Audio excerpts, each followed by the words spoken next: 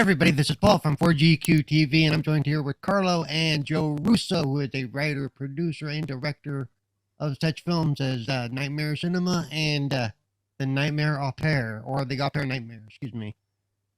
Hey Joe, how are you today? I'm good. How are you? Good, good. Just kind of relaxing. You're in sunny California, and I'm in Florida, where it's getting a little bit darker outside already. So Yeah.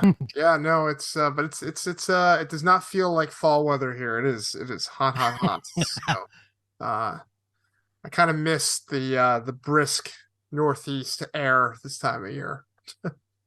yeah, I living in Florida the last couple of years. I don't know what brisk air feels like anymore. Yeah. And Carlo, how are you today? Doing pretty good. Excited to talk to Joe and learn a little bit how he got into doing what he's doing. Paul will tell you I am not one that knows everything about horror, but I'm always interested in how people get into that genre. I think it's, when you have a creative side, it's pretty cool to get into something you like. Yeah. So Joe, let's jump right in. Go ahead and tell us kind of how you got started in here and what kind of brought you into the writing, producing, directing side of things. Well, so I grew up in Connecticut, and I that's about as almost as far away from Hollywood as you can get. Uh and so, making movies was never something that I thought I would do as a career. I thought I was going to end up, working for my ex-girlfriend's father at his company, so it was not something that was on my radar.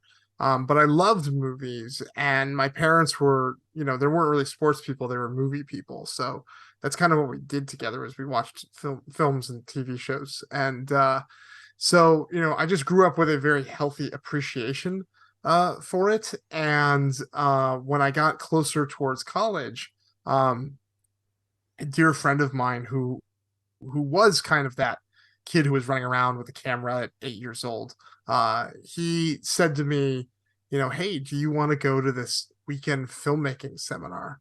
It was called the Action Cut Filmmaking Seminar, with the director of, I think it was like Children of the Corn 6, a guy named Guy Magar. And I was like, sure, I'm interested in movies. I would like to learn more about that. And I gotta say, I walked away from that silly little weekend seminar going with the bug, and very foolishly was like, oh, this doesn't seem like it would be that hard. I could do this. Wow. Oh, naive 18 Joe. So that kind of put me on the trajectory. I did most of my college career out at Arizona State, and once I got out there, it felt like it was a lot closer to Los Angeles, and it felt like maybe this was more of a real thing. But at the time, the school didn't have a film program, and so I was getting my degree in journalism. I started writing movie reviews. I actually became an accredited film critic in the state of Arizona, and was doing that, and I joined a kind of college film club, and we started to petition to get a film program going at ASU, and we were successful. And so the program's been around now for like 15 plus years, and they now have like multi-million-dollar facilities. But when we started there, it was just like one black theater room and like an equipment closet. But it was great. There was a tax incentive at the time in Arizona, and so while I was going to school, I could jump on different productions and such. And so the first movie I ever worked on as a production assistant was a movie called The Kingdom, that Peter Berg directed, with Jamie Foxx, and I don't know if you've ever seen it, but there's like a crazy car crash in the middle of the movie, and I was on the freeway for all of that, and I got to run Gatorades to the stuntmen, and there's like flames around me and like wrecked cars, and I was like, this is awesome. This is what I want to do. So, I've been basically chasing that high ever since. Came out to Los Angeles shortly thereafter. Nice. Yeah, I have seen The Kingdom. It was a pretty good movie. It is a I good enjoyed movie. it. Yeah. Yeah, I mean, I can't claim to have done anything other than make Right. photocopies and bring people water, but it was a Well, good but you get, movie. I was there, Yeah. yeah. So when it Very. comes to making horror movies, I feel like it's a lot different than, let's say, like your typical action movie or superhero movie. What kind of prep work goes into making a horror movie? Well, I guess, fundamentally, I'm curious, like, why you think maybe there's a major difference. Uh, Because I think with horror movies, it seems like that a lot of the directors and set designers and producers do a lot more handwork in the sets and maybe some of the costumes. Whereas if you make like a major blockbuster superhero movie, you could just throw money at, special effects, and it might not all have to be. I mean, you're talking about computer animation, like visual effects. Yeah. Yeah, no, I mean, I kind of feel like horror is the training ground for superhero movies. I mean, if you think about, Sam Raimi or James Wan or Peter Jackson, they all started in low budget horror. And I think there's actually a huge similarity in the DNA and the storytelling of those movies because superhero movies, while they might be like plucky and funny and bright, when you get down to how the set pieces work, they're really suspense sequences, aren't they? It's like a bus is falling off a bridge and Superman has to fly and grab it. And can he do it in time? And, can they get all the kids out of the bus safely? And those kind of same suspense sequences, they really have their bones in something not different. It's can we go through a jangle of keys to unlock the door before the killer catches up to us? You know what I mean? It has the same kind of DNA and framework. So while the budgets might be smaller, much, much, much smaller, you're still working with, action. You're still working with physicality.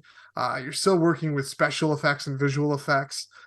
So I actually think if you can get really good at low budget horror, a lot of those skills translate really nicely to big budget action superhero kind of level filmmaking.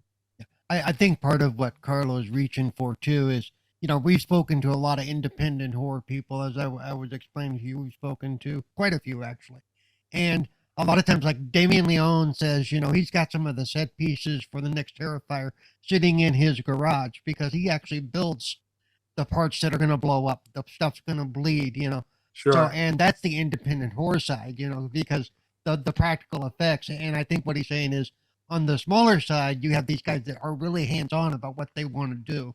If they can't afford the effects houses and stuff, I think that's what Carlo was kind of. Yeah, no, I mean, there's definitely, Yeah. Damien specifically, he's a friend and he's super crafty. I mean, he knows how to do all those makeup effects. Yeah. I can't do that stuff. I still got to go find a Damien to work with, some people are definitely a little bit more tactile than others, but I still think whether you can actually get out and build the things yourself or do the makeups yourself, when it gets down to the actual rhythms of being on set and the rhythms of the storytelling, the DNA becomes quite similar. Okay, so I'm gonna stretch this a little. So, are you do you prefer practical to computerized, or do you have a combination? Or Well, I'm a practical fan. Yeah, I mean, I think it's very easy to say practical. I do love a good practical effect. But I think the best case scenario is VFX that are augmented with practical effects. Yeah. I think that's why, if you look at like the Lord of the Rings movies, I think those look great. And the Hobbit movies, which were much more VFX heavy, look less great. Right. I think it's about finding the right marriage of those technologies, like using the kind of old Hollywood, miniatures and things like that and marrying them to, what visual effects can do. I personally feel like if you can do it practically, and you can afford to do it practically, you should. And Yeah. the VFX should be there to augment that. Right. It should take whatever you can't do physically and bring it into the Yeah. beyond the imagination. Or like you said, just to add to it, because I know that's what Damien does a lot of. He'll do a lot of the practical, but just little itty bitty catches that you won't notice that are augmented in no, there. absolutely. That are, I mean, I did a short Yeah. for Crypt TV years and years ago where a woman gets shot by an arrow in the leg, right? And she pulls the arrow out, and we did like a big blood spurt, right? But like, to put in these black tight pants that she had, we basically had to put the rigging for the blood in there, and then so the blood burst was real, the arrow coming out was real, but we then used VFX to smooth out the bump in her pants, so that her leg didn't look deformed, right? So it's a marriage of visual effects and practical effects. Yep. Okay. So when it comes to like, when it comes to sets for these horror movies, how do you find the perfect set? What do you look for? You mean like in terms of like the design of it? Design or maybe just I'm not sure what the term is, scouting. Like yeah. I mean, usually you're working with a team of people, so it all starts with the script, right? The script is going to set the tone for what does what does the location need to be physically like, what does the space need to look like, what does it need to feel like, is it dark, is it bright, is it have windows, is it not, like the script is going to set kind of the established parameters of it, and then if you're directing, you'll probably have an opinion or two on that as well. And then it's kind of up to you working with a location scout and your producers to go find spaces that can resemble what's in the script and hopefully marry those two things. And, sometimes you find them and they're too expensive and you end up with something, a little different, and then you got to rewrite the script. But it's I think you always start with what does the script call for, what does the story call for, and then you kind of reach out and put feelers out from there. Okay, so you're a producer, and I know producers wear many hats. Yes. So is there any kind of one area where you kind of are specialized as far as that goes, or are you the money guy? Or when I got to Los Angeles, I spent my first 5 to 7 years working at 2 different production companies in development. So my specialty as a producer is much more on the development side, which is nice because it marries really well with my writing side. So those two things kind of go hand in hand. So my specialty is usually finding a piece of material or an intellectual property that I think has the potential to be a movie, and then trying to, whether I'm going to write it myself or bring in, a writer or a director, and match, like kind of put the pieces together, and then try to sell that package to someone for financing for the movie. That's usually where my sweet spot is in producing. Once it gets into kind of the physical budgeting, logistical stuff, I like to hand that off to other people and supervise that process more so than somebody called me the other day and asked if I could do a budget for them, and I was like, you don't want me to do a budget for you. Yeah, money's not your thing. This will cost $1 million, and this will cost $1 million, and this will cost yeah. So I'm much more story focused, and I guess overall vision focused, if that makes sense. It does, and like I said, I told you I've watched a couple of your things even today, and so I can see that you do write a lot of what you work on, or at least you have involvement there. So yeah, I can understand that you're more of the, okay, let's have the story do this, let's tell this story. So yes, and I think that's good, And so let's go into. So you told me earlier the first one you did is actually the one I have a picture of there. Nightmare Cinema was your Yeah, first. that was I my guess, my first produced credit.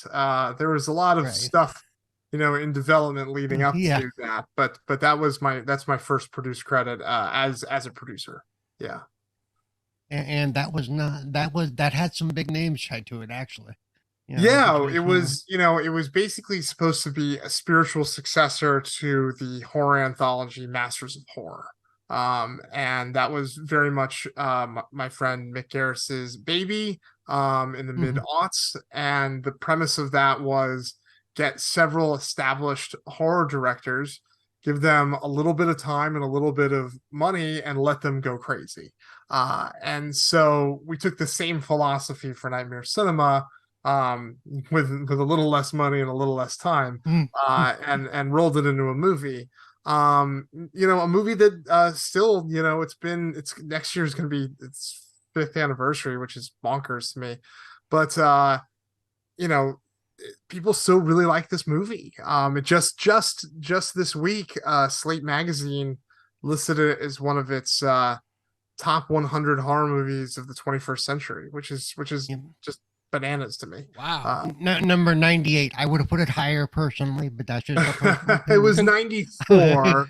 It was 94. Was it 94? I feel like Okay, my bad. Yeah, we're probably 1 or 2 more years before we get bumped off this list. But Yeah. but it was nice to be there for a little while. Yeah. No, hey, anytime you make that list, that draws attention to your work. Any of those. Yeah. Lists, Yeah. So no, I was really lucky to have gotten. So Yeah. so basically, what happened was, when I was still a development exec, I had a general meeting with Mick. He was linked up with me by a friend of mine, David Harris, and we were, basically Mick said, "I want to do Masters of Horror 2.0," and I was like, "Sign me up! I love Masters of Horror. I love horror anthologies. I grew up on Goosebumps and Are You Afraid of the Dark, so it was very natural for me to want to get involved with this. And it had some stutter starts and stops, but eventually my college buddy Brandon Hill helped bring some financing in for the script, and then got to work with all of these directors to kind of help shape the script. And then once we had that, Brandon and I went back out to the town, and we found a little bit of money to make the movie, and away we went. And the rest is kind of history. Yep. I think the name I recognize. I think Joe Dante's name is on there. Isn't he? Joe Dante. Oh boy, well that was a real treat. I mean, that was the thing was, I was working with 5 established genre horror filmmakers, all who had completely different styles and completely different approaches to directing, and I got to sit there next to them for an entire month and just watch them work. And that was hugely important for me when I, about a year later would go on to direct my first movie, my first feature, I should say. But they couldn't have been more gracious. They couldn't have been more tolerant of me, sitting there and bugging them. And luckily I count all 5 of them as friends to this day. So it really was a great experience. I gotta say that's something I would love to do, just to be able to sit there and watch a director at work, because it's hard from the outside for me to visualize exactly what they do. They show stuff on TV and stuff, but that really doesn't capture it. Yeah, it's a lot of pointing and this. Yeah. No, it's there was a moment in post-production when Joe Dante was color timing his segments, and I went in and sat on the color session, and he leaned forward and he was like, "Joe," he's like, "why are you here? This is like watching paint dry." And I basically I turned to him and I was like, "When am I ever going to get to watch Joe Dante color time a movie again?" Yeah. So I really tried to take as much advantage as I could without bothering them. So is that something directing? Is it something you want to get more into, like, as your career grows? I mean, I moved out to Los Angeles intending to direct. I got my first job in development after my who would be the producer who would become my first boss out in LA. Bill Todman, he saw 2 shorts that I had directed that were playing the film festival circuit, and he said, "You have the talent, you have the entrepreneurial spirit, you don't know anyone, you don't know how the industry works, come work for me." And I ended up going a little askew and towards the producer executive route for a couple of years, before kind of pivoting back to creative. But I feel like all of that was like good experience for me overall. I read so many scripts, I met so many people, I got to produce Nightmare Cinema. Like there was really great things that came out of those couple of years working in development that have paid off in Right. dividends since. But yeah, no, my when I went to go do the Au Pair Nightmare, we shot that in 2019, and it came out right at the beginning of the pandemic. And it was really, really hard with nobody knew if we could make movies again for a little while. Like, we had to go through that. There was the fight to get people vaccinated and see if we could get rid of the SAG COVID protocols. There was a lot of things that slowed the industry down, and I really couldn't capitalize on having directed a movie as much as I would have liked to. It was easier for me during the pandemic to make a living writing and selling screenplays than it was to kind of saddle myself to directing another movie. So now that that's kind of behind us, and now that the and we went right from the pandemic into a year of labor strikes, but now that that's kind of starting to get behind us, I am starting to focus more on what my next directing project is going to be. Oh, good, yeah. And I believe me, I have not watched the Au Pair Nightmare, though my mother probably has. That's her Well, kind of movie. she's the key audience. So yeah, you'd be surprised, though. A lot of horror fans, checked out the Au Pair Nightmare just because of my presence in the horror community, and I think they were all really pleasantly surprised. It's a fun picture, and I'm sure I will be. I know it's fun, but because of the channel it's on, I know I'm not the. I know. You just gotta like hold your gag reflex back a little bit. No, it's look, it's really hard to make a good Lifetime movie. Like, it really is challenging because they don't give you a lot of time, they don't give you a lot of money, you have to paint within certain creative parameters. Right. But we really tried to play with the form, and we really tried to play with and just throw in some fun twists and turns. And I definitely pushed it as dark as the producers would let me, and I think it paid dividends. So I will definitely check it out. You'll have to give me a review and let me know what you think. So I have a question for you on this. Yeah. When you are putting together these horror movies and going to networks or streaming services or wherever you go, and budget is definitely limited, and the scope of what they may be willing to give for something might be limited too. So how do you work within those constraints of the budget? And are the actors usually, are they happy to work with these networks, or is it more that they just love doing the projects? Well, I mean, that's where the strength of the writing comes in, right? The better the script is, the more the actors are willing to bend to the crazy parameters of low budget productions. I just found out last night that the next movie of mine that hits theaters, an actor who I absolutely love, had read the script, and the producers completely undercut him financially. And he will not be in the movie. But it's like it's nice to know that he was so responsive to the script that he was even entertaining their crappy offer. So long story short is, I think it kind of always starts with the script. It starts with the concept. It starts with the script. Is it something they want to be a part of? Horror tends to be a little bit more challenging because of the stigma of the genre. Getting actors to want to, it's a lot easier to be like, hey, do you want to do this prestige drama where you might win an Oscar? Right? Like that then they really want to bend to low budget productions. But if it's like, hey, do you want to be in this horror movie where we're going to throw blood all over you? It's a little bit more challenging. So I do think but if you have a screenplay and an idea that has, something to say, if it's talking about kind of the evils of society, or it has a message behind it where the character's journey is reflective of that, I think that can really hook an actor. So I think that's kind of the key to getting the low budget parameters to equal, a better level of cast. So I do think sometimes that, like, again, we're gonna go back to Damien for a second. I can almost guarantee you there's some big names that are blowing up his phone going, "Oh, please have Art kill me, even if it's just one scene." Yeah, no, I mean, might not normally see it, Yeah, Damien really is, like, what he's accomplished is, like, truly remarkable. Yeah. Like, it's he, he and I really have had, like, it's funny that we're, like, intersecting now, but we could not have had, like, more different paths towards that intersection. He did it all on his own, like scrappy weekend warrior. I tried to do it a little bit more within the system, and which has, each one has its own set of challenges, but I guess it just shows you there's really no wrong or right way to do it. It's, you just have to get good work out in front of people and hope that they find it.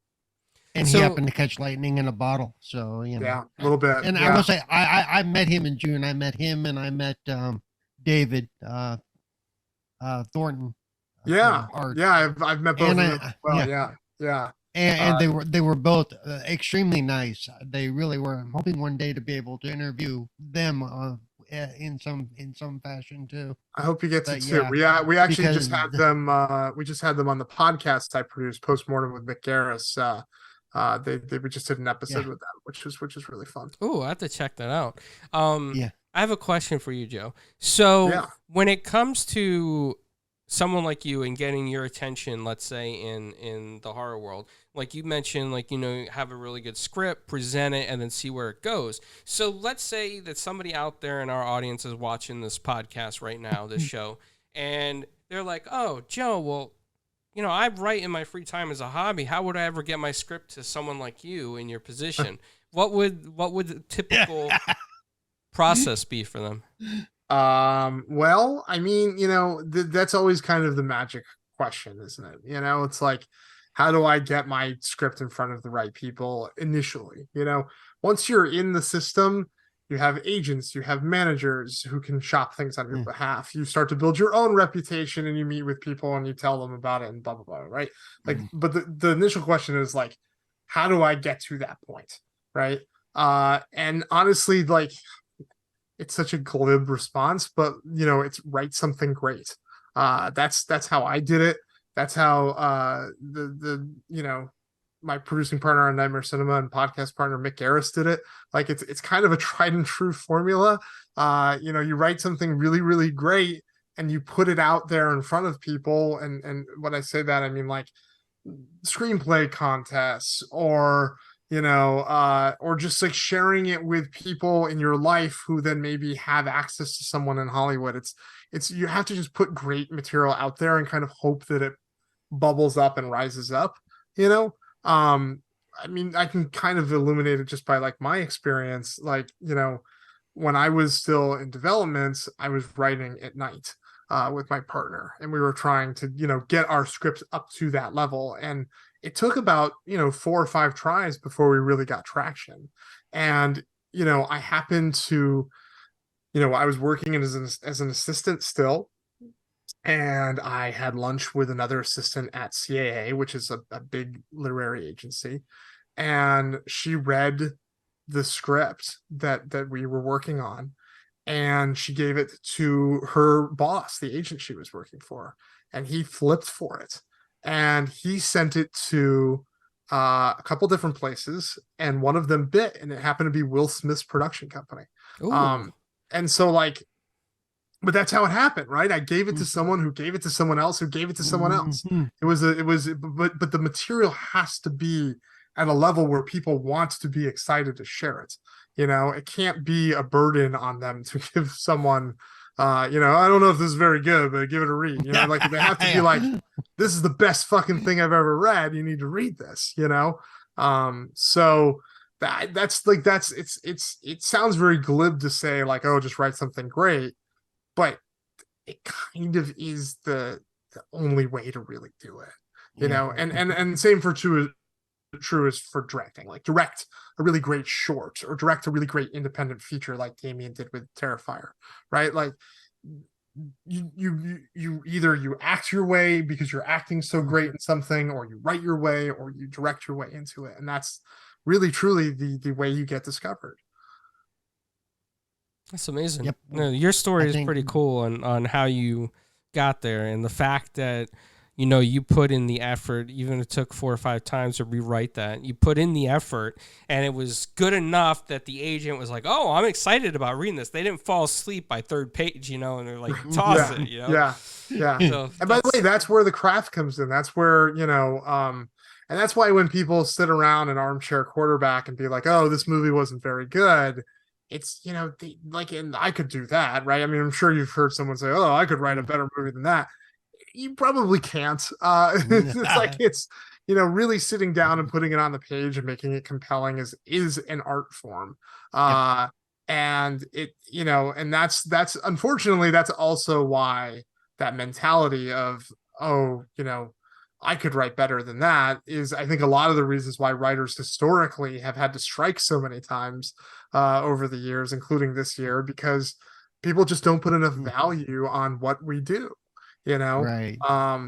So but it really is, it's a craft, it's a trade. It's, you know, I would not put my first screenplay I ever wrote next to the thing I just finished and say these are both good, you know. like the new one's going to be a lot better because it's got years and years and years of craft and lessons, you know, poured into it.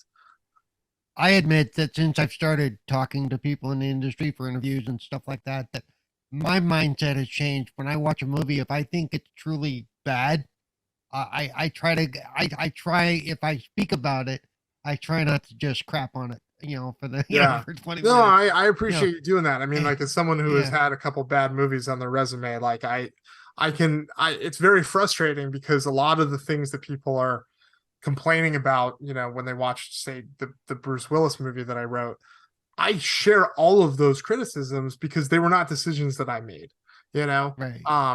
They took my script and they went and they rewrote it and they made it what they made it, you know, like, and those decisions were made independently of what we had originally conceived when we sold it.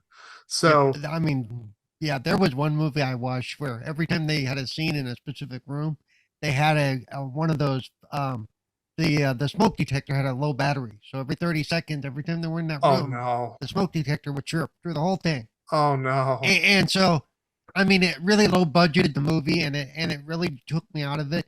And yeah, I wouldn't share this movie with anybody, but at the same time, I'm going, okay, the writers really put their heart into this, or whatever, or even but somebody wasn't paying attention because it should have never. Yeah, you know, no. I mean, that kind of stuff happens all the time. I mean, even, you know, that probably was. I mean, that's something that probably should have been taken out in post production with sound editing. But you know, or maybe it was an intentional choice. I have no idea. But you know, like if it was, that's a whole other discussion. If it was, yeah, but you know, like in the Bruce Willis movie, for example, like, you know, we wrote a really cool scene where they put on night vision goggles. I did not have any glimpse or thought in my mind that they would stage it in front of a bright white window, which, sure, it looked cool to see them in silhouette, but in practice, they wouldn't be able to see shit with night vision goggles on, you know, and it makes literally no sense. They're blind. Yeah, they're blind, but that's okay. So you know, it's like you see decisions like that, and you're like, how did this slip through the cracks through so many people who are standing there? And but they do. It happens all the time. Yeah, it wasn't a fault of the script. No. So, out of all the movies that you've produced or made or were involved with, one, what was your favorite? And two, what was your most difficult? Oh boy. Well, my favorite two, so far that are available to the public are actually sitting on Paul's screen right now. Those I honestly really got lucky with my first two projects in retrospect. Like, they weren't easy. They definitely had their challenges, but compared to some of the grueling situations I've had to endure on the last couple pictures, they were I would do them over again in a heartbeat, you know. So I definitely think that both of those movies have a really special place in my heart. The other, the Bruce Willis movie, Hard Kill, and the Ryan Phillippe movie, The Locksmith, those scripts changed so much that the end product I don't see a lot of my work in anymore. So it's a little easier to disassociate myself from those and uh shake off any bad feelings. The other two movies that are kind of currently waiting to come out. One, we had a pretty good experience, but there's some like issues within the company that's holding up its release, which is pretty frustrating because that's probably the movie that I've written that I didn't direct that I'm the happiest with. And and I don't know if and when it's going to come out. And then on the flip side, the movie that's coming up pretty soon here was very challenging. There was some really problematic people involved with the production, and I think it feels like they might have eked by with a cool movie, but it was just every step of the way it was a fight. And when it's something that you wrote and it's your baby and you can still see a lot of it in there and you see the potential of what it could have been, it's very frustrating when every step of the way you're getting pushback. And those are the worst ones. Okay, You we're gonna touch on this a little bit. The WGA strike, which ended a couple of weeks ago, thankfully. So we're at least halfway there. Now we just need to get SAG-AFTRA back on the Yes. sets and back on the stages. But so during that time, you're not supposed to write anything. I mean, how does that work? Do you actually physically stop yourself from writing? I mean, I mean, really what it means is don't write for producers, don't write for the studios, Right. don't write. You're allowed Yeah. to write for yourself. It's Yeah, called you're writing right. on spec, writing speculatively. You're allowed to do that. So if you own the material and it's yours and it's unencumbered, you're free to write it. But you were not able to sell any of that material during the strike, or any of your old material. Anything Yeah. that you had set up at a company had to freeze. Basically every project that I did have with producers, we just stopped talking about them for 5 months. We'd still say hello from time to time, right? I just wondered how that works especially for like series and stuff where there's episode scripts. I mean, do those scripts just basically stop, or people still kind of, everything as they think of basically something, freeze. are they? In Yeah. in a perfect world, everything freezes in time. Right. It was really strange. I had a development meeting with a production company, I want to say like the week before the strike, and I had a meeting with them a week and a half after the strike, and it was like, where did those 5.5 months go? Like it really felt like we were just like, well, picking right back up where we left off. Which is strange and surreal. Yeah. But that's kind of what it was, at least for me. Yeah. And I know that, and especially for like SAG-AFTRA, all those, some of these people are on contracts that have dates and stuff on them. So, and the strike doesn't care about that in the sense that those dates are still going to come and go. I think, Yeah, I mean, so, I know the one people keep talking about is, the next Deadpool movie was supposed to come out early May, and they're only halfway done shooting the movie. I mean, if they don't have the actors back in the next couple weeks, there's no way that movie's ready for the first week of May. Like that'll get pushed, Right. And the actors may have contracts that they have to fulfill for other, Yeah, I mean, that's a frustrating thing that I'm facing as a producer on a project right now. There's a movie that I'm reteaming with one of my Nightmare Cinema filmmakers on, and we actually we got our actors right before the strike, and we haven't been able to close their deals because we haven't been able to secure one of the SAG's interim agreements yet. We've been waiting for 3 months to get approved, even though we're a completely non AMPTP funded company. And that's been really frustrating to watch other people get them and not really seeing or understanding how they're choosing their projects. And right. And we just keep having to push the movie back and push the movie back. And I don't know if they're going to be available, right away when we are ready to roll.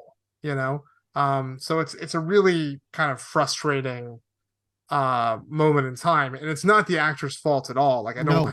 This is absolutely falls on the burden of the studios and the AMPTP for dragging this out. But it's when that's probably my next big payday, and it's like it's just literally, even though my strike is over, that's still on ice. Right. Yeah. And we're still seeing that too, because the writers can write, but no fall season TV, no, right. No, I mean the crews are just getting beat up really badly right now, and I honestly I empathize with them the most, because they're not going to share in the gains that the writers got, or that the screen actors will get. They'll have their own negotiation next year, and we'll be there to support them. But my hope is that they haven't completely been, depleted of all their resources, that they can't afford to strike. That's my biggest fear. And honestly, that was one of the reasons why I was a little pissed off that our governor, Gavin Newsom, did not sign into law the unemployment insurance for people who are going on strike. I think that would have been a real game changer on the side of labor. And for someone who considers himself to be a progressive hero, I thought it was very, very in the pocket of big corporate America. So. Well, and I mean, and to be honest, I remember when you guys first went on strike, some of the studio leads, who one of them I used to respect, but not anymore, was like, I wonder which one that is. Yeah. Well, hopefully they'll starve to death and they'll just come back to the table and be desperate. I'm like, okay. That tells us where you're coming from. Yeah. And I think that's kind of what they're now doing with SAG-AFTRA, and which is sad, and it's what they will do probably with the other guilds as well. And no, I think I mean, no, they're literally doing the exact same playbook that they did with us with SAG. I mean, as of this recording, last week they basically they teased SAG with a deal, and then they walked away just like they did to us in August.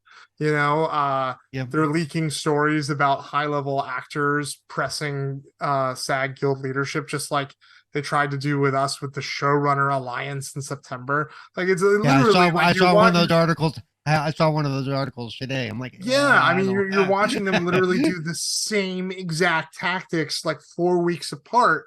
It's I mean, I know America has like the mind of guppies when it comes to the news, but come on, I mean, like this is almost insulting. This is something that's pretty serious. And one thing I want to follow up with that on with you is that one of the biggest things is residuals and AI right now. So from a writer standpoint, do you get residuals on streaming services and everything else?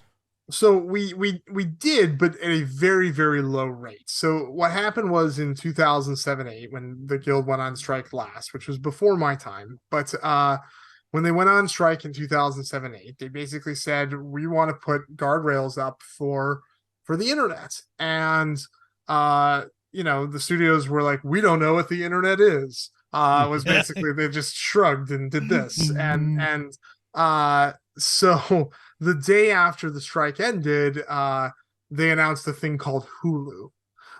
So they did know what the internet was, and they were just basically playing games to try to get a more favorable rate to kind of launch streaming into the ecosystem. And so basically the root of the residual fight on streaming with this strike was, hey, you've had 15 years where you've gotten incredible discounts and paid us next to nothing on streaming. It's time for that to change, right? And so we cracked the vault open. We will get success-based residuals now based on the success of our streaming, shows and movies. So I mean, like, not that this wasn't a Netflix original, it was licensed by them, but my Bruce Willis movie was #2 on Netflix. Like I only wonder what that could have translated to. So, but it'll get better over time. Like every time we go to renew our contract, we'll push more and more and more, and we'll expand the scope of what those residuals look like. But the fact is, this was something that was not in the contract before. They said it would never happen, and we got it. Yeah. And that's the big win right there. I remember back after the previous thing, and the internet started to. They were doing webisodes for like The Office and stuff, and you come to find out that the writers and the actors were getting nothing extra for doing this extra work. Yeah. It was just it's in your contract. No, it was remarkable. Okay. Like literally a week after this strike ended, they tried something new. They put Mean Girls up on TikTok, but they put it up in like 10-minute bites. Ooh. And it's like, what the fuck is that? Like they're literally always constantly trying to find new ways to screw the creatives over. Yeah. And the second question on top of that would be like, AI and AI has gotten to the point where you can go on some of these services and you can type in like a sentence and say, hey, write me a story and make it emotional. Sure. And AI does, they do a decent job now. I wouldn't say perfect, but it does a scary enough job that it could impact the future. Well, I think, the reality is ideas are cheap, execution is everything, right? So, AI, you can give it an idea, it can give you a baseline execution based off of all of the data that's been put into it. But it's not going to give you something new. It's not going to give you something fresh. It's not going to give you something that you're going to read and go, oh, this is exciting. This excites me. It's going to be, oh, this is kind of familiar. And I can tell you, having read hundreds of scripts over the course of my career, familiar doesn't cut it. So it might be able to give you something that looks and resembles a screenplay, but I think it's always going to need a human to come in and rewrite it and reshape it and make it something original. Even the most formulaic movies, like for example, say a Lifetime movie. The reason the Au-Pair Nightmare got good reviews and people like it and people remember it is because of the things we changed from the formula. Right. And AI is not going to do that, so it still takes a human touch, which is why I think the Writers Guild, what we got was so smart, because if, say, a studio generates an AI prompted script and they hand it to the writer, even if I rewrite that document for them, I'm still getting paid full freight. I'm still getting all the rights and residuals that are tied to me. So they really, and vice versa. If I, the writer, choose to use AI to aid my writing, I have to let them know in advance. They have to okay it, and so it really puts the writer in control of the situation. I don't have to use it if I don't want to. If I do want to use it, I have to inform them and let them know. And they can't just force it upon us and say, rewrite this. Like this is not, you're now sharing credit with ChatGPT. Yeah. And you're now sharing residuals with ChatGPT, which is what they wanted.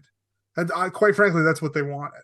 So that's what the whole kind of fuss was about, was making sure that we, the writer, still have a job at the end of the day, and this is used as a tool and not a replacement. Right, and I also think one of the things I saw, which I was very happy for, was for the writers' room, they have to give you minimum amount of writers for a minimum amount of time. Yep. None of this, trying to squeeze every penny and not pay, that many people. Right. Like, hey, Yeah. you're gonna hire whatever the number is. It was either 6 or 8 or something. You know, And they for were a they were 3-week they were minimum or getting whatever very it was. Yeah. again, streaming Yeah. was great because it created a lot of opportunities, but Right. they were also crunching down the number of writers in writers' rooms. And with the emergence of auteur showrunners like Mike White and Taylor Sheridan and Craig Mazin, Yeah. they were getting hot for the idea that maybe we can get writers' rooms all together and we can just have one writer write with an AI, and that's not ever going to be a successful way to make No. television. The people who have been doing it are exceptions to a rule that has gone on for 80 years now. Mhm. So we were just trying to protect really the integrity of the television business by making sure that, again, the writer is in control of that decision. If they choose to go it alone, it's their choice. Right. But otherwise, based on the episode order they get, they have access to a certain number of writers to help them accomplish that goal. Yeah, I think using AI to get rid of the human side is where we're going to run into a problem. And it's not just. But that's the nice thing is the WGA kind of stopped Yeah. that in its tracks. Yeah. And that can be a template for SAG, and that can be a Yeah. template for other industries that are going to face this challenge moving forward. They can point to what we got and say, there is a way to protect the human job here while still using this tool to help you save money. And looking back at history, automation in industry is almost the same type of thing. We watched it. There used to be telephone operators who used to sit there. Now it's all automated. Yeah. There's one person in charge of a bank of computers. That's their job. I mean, I would argue that those things aren't necessarily for the better in the end of the day. Like, it might be cheaper for these corporations, but I think the human experience of calling someone and talking to a machine is not a pleasant one. Right. Or look at the automakers. They want all these automated plants because they don't need as many people that way.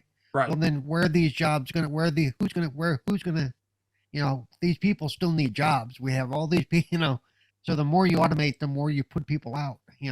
Self-checkout is not a good thing. No. So, No. Yeah, I agree. Well, sorry, I got a little carried away. Hey, that's all right, Paul. You come from the time of the dinosaurs. It's an inside joke. It does. So as we are getting close to the hour mark, Joe, I don't know how much time you have, but we do ask an icebreaker question at the end. And since you are I like the way he says it's an icebreaker. It's not really an icebreaker. It's just at the end we've already known each other. Yeah. So so Joe, you and I. What I say is this real quick. What I say is this is the question that's going to decide if anybody sees this interview, depending on how you answer it. I'm just letting you know that up front. Well, we are all Italian here, so this is a question that we all could relate to, Joe. All right, Paul. Oh boy. Okay. You go ahead and ask it. Sure. Okay. Pineapple on pizza, yes or no? No. Yes. Yes. Good answer. Yes. Good answer. Definitively no. See, I know I liked you for a reason. I'm the same way, Like, but sometimes it's good. No, it's never good. Never a good idea. No. The best video I've ever seen of a pineapple on a pizza is the one where the camera basically follows the pizza and it gets dumped in the trash. Yes. Yes, that was good. That was a good, what they say, GIF, or I call it GIF. Yes. Yeah. Yep. How to eat pineapple on pizza. Yep. So, Joe, as we close out, where can people find you if they want to look at your stuff or look at your, socials? Yeah. Well, you can find a lot of my short films and links to trailers for the features at my website, joerussofilm.com. And then you can find me on the socials at Joe Russo Tweets on Twitter and at Joe Russo Graham on Instagram. Yeah. I will say Joe Russo Tweets is important. There's another Joe Russo that he often gets confused with. Yes, that is true. If you've listened this whole time thinking I was the Avengers, Joe Russo. I'm sorry. But it's too late. We've already taken your hour. That's right. Well, Joe, thank you for coming on and hanging out with us and telling us a little bit about, the industry and how it operates and what you've done in this industry. So thank you so much. Thank you, guys. I really appreciate you having me on. Yep, and please let us know anytime you have something coming out, and we'll be sure to blast it out there. I don't know if you watch my tweets, but I always support those that we've already spoken to.